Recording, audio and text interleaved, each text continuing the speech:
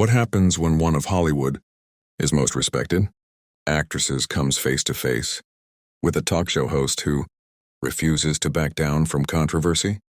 What you're about to witness is the moment Joy Behar pushed things too far, creating an on-air confrontation that left producers scrambling and viewers at home completely stunned. This is the story of how a simple interview turned into television chaos and why Jodie Foster's response changed everything. Before we dive in, make sure to hit that subscribe button and let me know in the comments what you think about what's coming. Trust me, you're going to want to share your thoughts on this one. The tension was already thick in the studio as Jodie Foster settled into the guest chair across from Joy Behar. The cameras were rolling, the audience was packed, and what was supposed to be a routine promotional interview was about to become anything but routine. Foster had come on the show to discuss her latest directorial project, a deeply personal film about family trauma and redemption, but Joy had other plans. "So Jodie," Joy began, leaning forward with that signature smile that never quite reached her eyes, "your new movie deals with some heavy themes: family dysfunction, abuse, generational trauma. Makes me wonder if you're drawing from personal experience here." Foster shifted slightly, maintaining her composure, but clearly caught off guard by the directness of the question. "Well, Joy, all artists draw from their experiences in some way. The story resonated with me because I think many families struggle with communication and understanding across generations." "Right, but I'm talking about your own family specifically," Joy pressed, her tone becoming more aggressive. "Your relationship with your mother was complicated, wasn't it? The whole thing with John Hinckley, the way your mother handled your career as a child, that had to leave some scars." The studio audience grew noticeably quieter. Even Whoopi Goldberg exchanged a concerned glance with Sarah Haynes. This wasn't the direction anyone had expected the interview to take. Foster's jaw tightened almost imperceptibly. "Joy, I appreciate your interest, but I'm here to talk about the film and the important themes it explores. The characters in this story are fictional, and while all art comes from somewhere personal, I think it's more valuable to focus on what audiences can take away from it." "Oh, come on," Joy interrupted, waving her hand dismissively. "You can't hide behind the art when you're putting your own trauma on screen for everyone to see. I mean, your mother essentially pimped you out to Hollywood when you were just a kid. That's what child stars go through, right?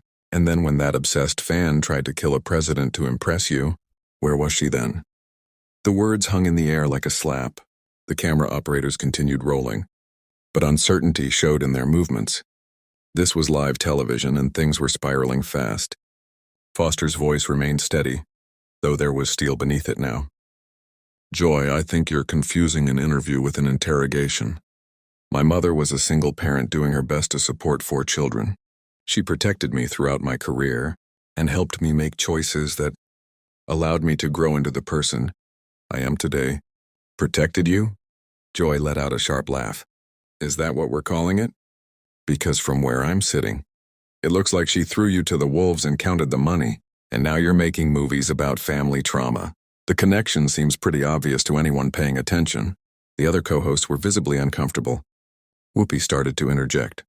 "Maybe we should—" "No, let me finish," Joy cut her off, turning back to Foster with renewed intensity. "I think our viewers deserve honesty. You've built this image of yourself as this private, dignified actress, but you're really just another damaged child star who's never dealt with her issues. Now you're projecting them onto your work and expecting us all to celebrate it." Foster stood up slowly, removing her microphone with deliberate calm. The studio was dead silent, the kind of silence that makes every small sound echo. Her voice when she spoke was quiet but carried to every corner of the room. "Joy, I've been in this industry for over 50 years. I've worked with directors, actors, and journalists who understand the difference between curiosity and cruelty. What you're doing right now isn't journalism. It isn't entertainment. And it certainly isn't professional."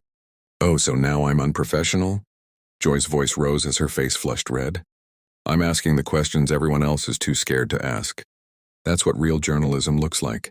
Jodie, maybe you've been surrounded by yes-men for so long you've forgotten what an actual interview feels like." Foster turned to face the camera directly, her composure intact despite the chaos around her. "To anyone watching who has survived trauma, who has built something meaningful from difficult experiences, Don't let anyone reduce your story to their entertainment. Your journey belongs to you. She turned back to Joy.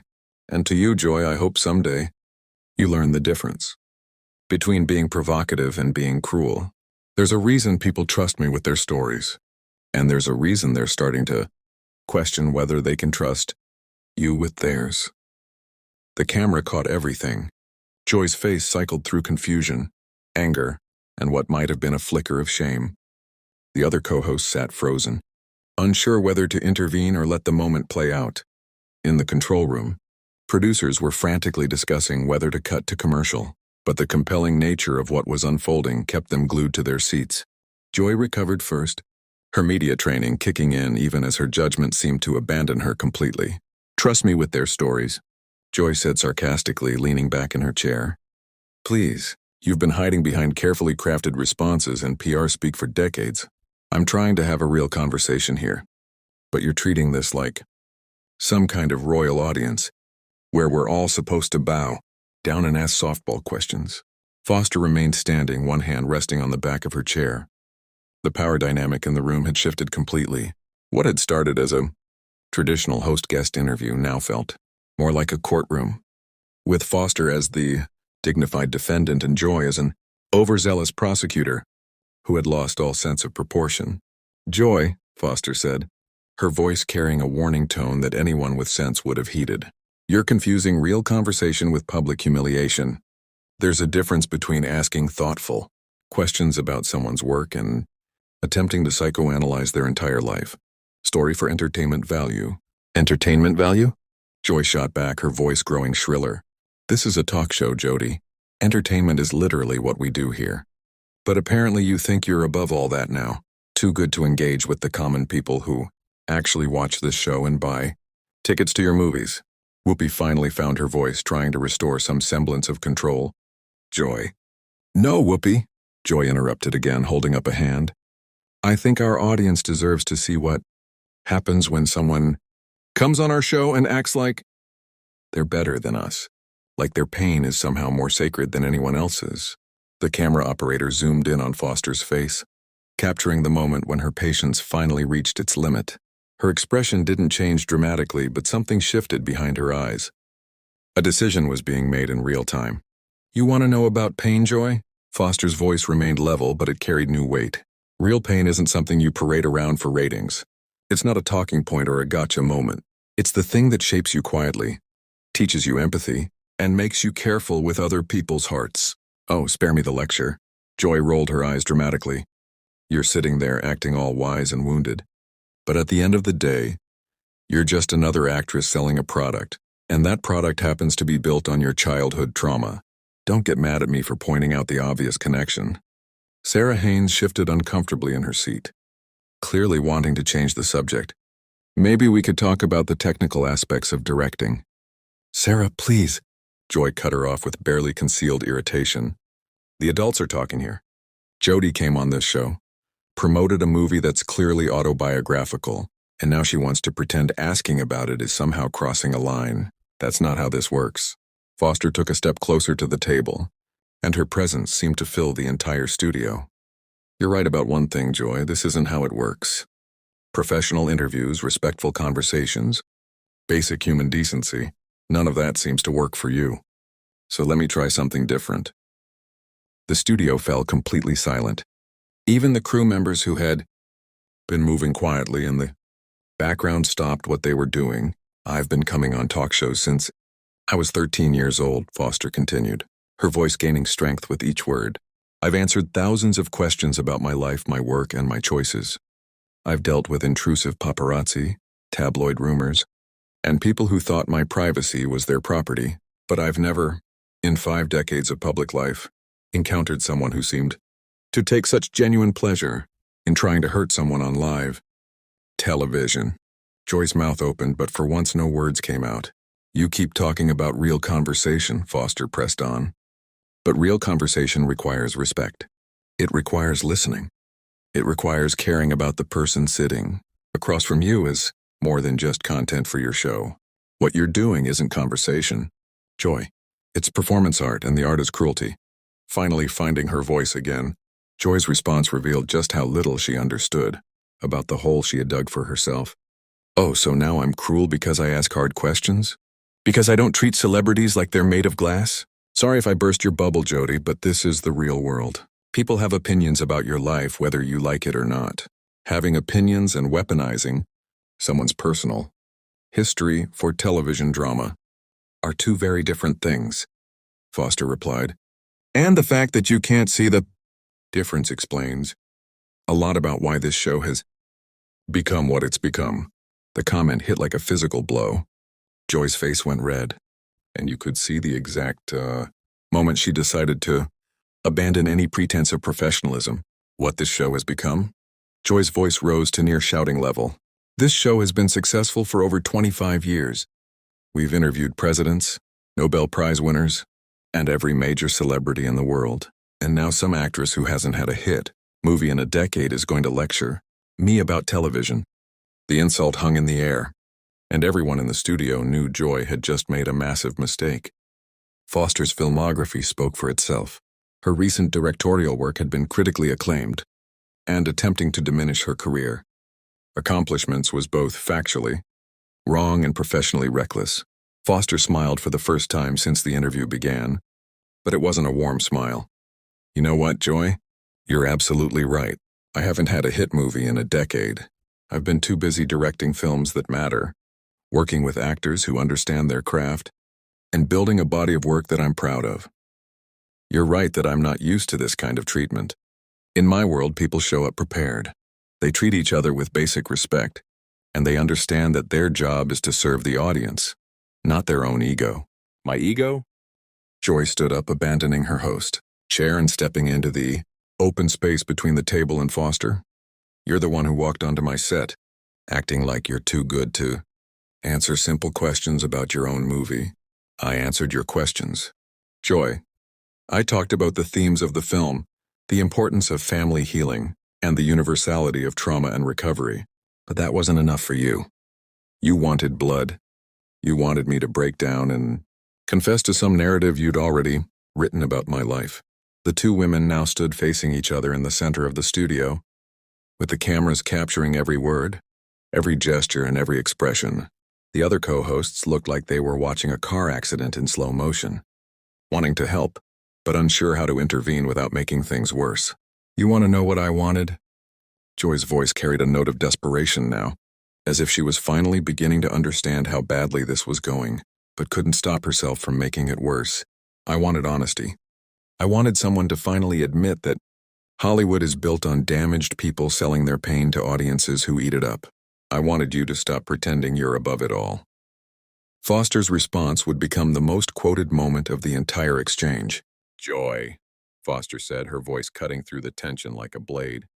The difference between us is that I've never pretended to be above anything. I've acknowledged my struggles, I've grown from them, and I've used them to create something meaningful. You, on the other hand, are using other people's struggles as weapons. And you're doing it because you think it makes good television. That's not honesty. That's exploitation. The words landed with devastating precision. Joy's face cycled through emotions so quickly the cameras could barely keep up: anger, confusion, defiance, and something that might have been recognition of the truth. Exploitation? Joy's voice cracked slightly. I've spent my entire career giving people a platform to tell their stories. I've fought for women's rights, social justice, and political accountability. Don't you dare stand there and lecture me about exploitation. Then why? Foster asked, taking another step closer. Why are you so determined to tear me down instead of building something up? Why is your first instinct to hurt rather than help? If you really cared about social justice, wouldn't you want to use this platform to discuss the real issues the film addresses instead of turning my personal life into a spectacle? For the first time since the interview began, Joy seemed genuinely at a loss for words. The question hung between them, and viewers could see her struggling to find an answer that didn't prove Foster's point. Whoopi seized the moment, trying to restore some order. Maybe we should take a breath here. No, Foster interrupted gently but firmly. I think Joy wanted a real conversation, and I think she deserves to finish it. Joy, why are you really angry? What is this actually about? The question was delivered without malice, almost therapeutically, and it seemed to crack something open in Joy that she hadn't intended to reveal. You want to know what this is about? Joy's voice was quieter now, but filled with a different kind of intensity. It's about watching people, like you, coast on talent and privilege while the rest of us have to fight for every scrap of attention. It's about sitting here day after day, entertaining housewives and retirees while actors like you get to make important art and act like you're saving the world. The admission was more honest than anything she'd said during the entire interview, but it also revealed the petty motivations behind her attack. Foster's expression softened slightly, as if she finally understood what she was dealing with. Joy, I understand feeling undervalued. I understand the frustration of working hard and feeling like it goes unrecognized. But taking that frustration out on guests isn't going to solve anything. It's just going to make people stop wanting to work with you. Like you're never going to work with me again, Joy shot back, though there was less venom in her voice now, only defensiveness. I don't know, Foster replied honestly. That depends on whether you can learn from this moment or whether you're going to double down on the behavior that created it. Joy looked around the studio, seeming to notice for the first time how silent everything had become. The audience watched with rapt attention, but there was no energy of entertainment anymore, only the uncomfortable fascination of watching someone unravel in real time. You think you're so much better than this show, Joy said, though her heart wasn't in the attack anymore. Better than this format, these questions, than me. I don't think I'm better than anything, Foster replied. I think I deserve basic respect just like you do, just like everyone in this audience does. The difference is that I'm not willing to compromise that respect for ratings, drama, or whatever it is you think you're accomplishing here. Sarah Haynes finally found the courage to speak. Maybe we could discuss the positive aspects of the film, the hope it offers to families dealing with— Stop, Joyce snapped, turning on her colleague. Just stop trying to fix this. You all sit there every day nodding along with whatever guests want to talk about, never pushing back, never asking the real questions. At least I'm trying to do actual journalism here. Is that what you call this? Foster asked, genuine curiosity in her voice. Because from where I'm standing, it looks like you're having a public breakdown and using me as your emotional punching bag. The words were delivered so calmly, so clinically, that they echoed through the silence. Joy opened her mouth to respond, closed it, opened it again, and then seemed to deflate entirely. You know what? Joy said finally, her voice barely above a whisper. Maybe you're right. Maybe I am having a breakdown. Maybe I'm tired of pretending that what we do here matters when people like you make it clear that you think you're slumming it just by showing up. Foster's response was immediate and unexpectedly compassionate. Joy, what you do here can matter. This show reaches millions of people every day. You have the opportunity to educate, inspire, and bring important conversations to people who might not have access to them otherwise. But you can't do that if you're more interested in tearing people down than building them up. Easy for you to say, Joy muttered, sinking back into her chair. You get to pick your projects, work with whoever you want, and make art on your own terms. I have to fill hours of television every week with whoever walks through that door. Then make it count, Foster said, her voice gentle but insistent. Make every interview matter. Ask questions that serve your audience, not your own frustrations. Use your platform to elevate people instead of diminishing them. The studio was completely silent now. Even the crew had stopped moving, everyone sensing that they were witnessing something unprecedented. Joy sat in her chair staring at her hands while Foster remained standing in the center of the set. Finally, Joy looked up at the cameras, seeming to remember that millions of people were watching live. We'll be right back, she said quietly, then louder. We need to go to commercial. But the director didn't cut away.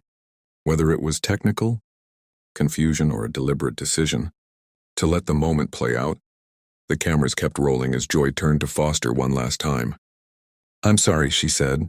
For the first time in the entire interview, her words seemed completely genuine. You didn't deserve this. None of this was about you, and I'm sorry you got caught in the crossfire of whatever this was. Foster nodded slowly. Thank you for saying that. Joy, for what it's worth, I hope you find what you're looking for. Just try to find it without hurting other people along the way. With that, Foster collected her purse and walked off the set, leaving Joy sitting alone at the table while Whoopi, Sarah, and the rest of the panel tried to figure out how to salvage what remained of the show. As the cameras finally cut to commercial, viewers were left with the image of Joy Behar sitting in stunned silence, finally confronting the consequences of her approach and perhaps, for the first time in years, questioning whether the pursuit of dramatic television had been worth the personal cost. What did you think of this explosive confrontation? Was Joy Behar completely out of line? Or was she simply doing her job as a tough interviewer? Share your thoughts in the comments below, and subscribe for more behind-the-scenes stories about dramatic television moments. Sometimes the truth is stranger and more dramatic than fiction.